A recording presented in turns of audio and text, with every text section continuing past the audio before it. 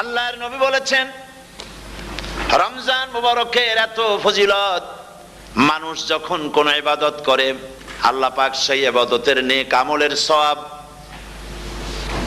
10 থেকে শুরু করে 700 পর্যন্ত বাড়ায় দেন।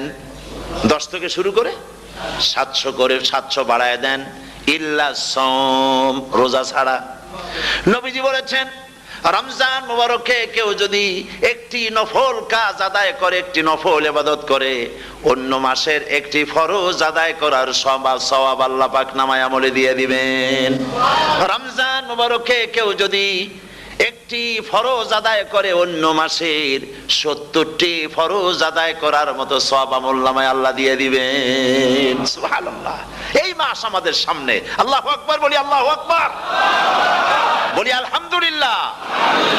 এই পবিত্র মাস আমাদের সামনে,